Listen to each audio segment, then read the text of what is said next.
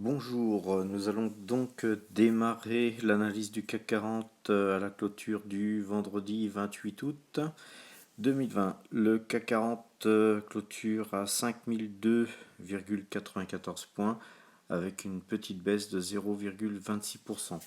En cours de séance, le CAC 40 est passé vendeur, donc on le voit sur l'indice Directional Index Mouvement juste en dessous, on voit bien que la moyenne bleue a croisé la rouge, donc on est vendeur avec un peu plus de volume que la veille et que l'avant-veille. Donc ceci dit, nous sommes vendredi, on est vendeur, hein. Moi j'ai donc coupé ma pause sur les trackers, bien que sans conviction, hein. J'ai l'impression que le marché, et ça ce n'est qu'un sentiment, et reste haussier, on reste au-dessus des 5000 points, mais par mesure de précaution, on reste flat. Pour ceux qui ont souhaité vendre en prenant des trackers BX4 à la vente, très bien, hein. Maintenant, surveillez le prochain signal d'achat sur Directional Index Mouvement, en tout cas pas avant lundi.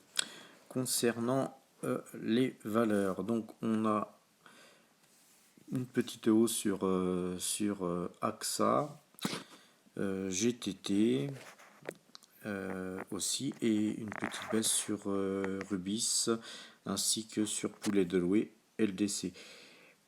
Total flat, hein, on monte un tout petit peu, et Thales aussi. Voilà, donc pas grand chose, hein, de toute façon en termes de variation. Le marché américain, lui, beaucoup plus haussier, on va dire, hein. On voit que Tupperware continue à monter de plus 1,24%. Coca-Cola gagne plus 2,31% suite à des annonces de suppression d'emplois, certainement. Et Kodak monte de 2,98%, donc pas grand-chose à dire là-dessus. BlackRock plus 0,62% se rapproche de plus en plus de 600 $.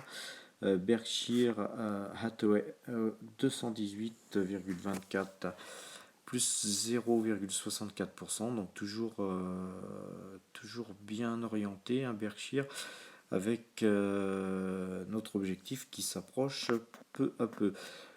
Agnico Eagle Mines monte de 3% aujourd'hui. Faut pas oublier qu'il y a aussi un détachement de dividendes sur cette valeur. Voilà, donc le CAC 40 est vendeur. On va regarder un petit peu donc sur deux gyros. On voit que effectivement, ce que j'aime bien sur cette plateforme, c'est on vous parle de vos dividendes à venir, et les dividendes de Agnico, là, ils figurent. Donc on voit bien les dividendes et même l'impôt sur dividendes qui est prélevé en fait à la source. Donc c'est très, très bien fait cette plateforme. Quoi vous dire, oui, aussi je suis sorti, hein, aujourd'hui des trackers que j'avais donc acheté. Euh, Petite information, hein, sur les trackers, j'ai pas fait les calculs, hein, parce que je suis en vacances, mais en fait, autant que De Giro, c'est très très très intéressant sur les actions. Sur les trackers, notamment le tracker CAC 40, le tracker LVC, les frais sont beaucoup beaucoup plus importants sur le tracker. Donc, à ce que j'ai compris, hein, je ferai une petite vérification.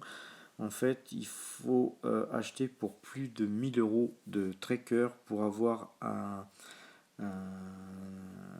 achat gratuit. Ça, vous ne payez pas de frais sur l'achat, je pense, et vous ne payez des frais que sur la revente. Donc ça, c'est à vérifier en tout cas. Sinon, les frais sont quand même relativement élevés pour acheter 200 ou 300 € de tracker. on se retrouve avec des frais, j'ai pas fait les calculs, hein, mais qui sont similaires à Fortuneo ou autres, hein. Donc à vérifier pour travailler sur les trackers sur deux gyros, hein. Je vais regarder ça dès mon retour de vacances. Voilà, je vous souhaite une bonne fin de soirée, un bon week-end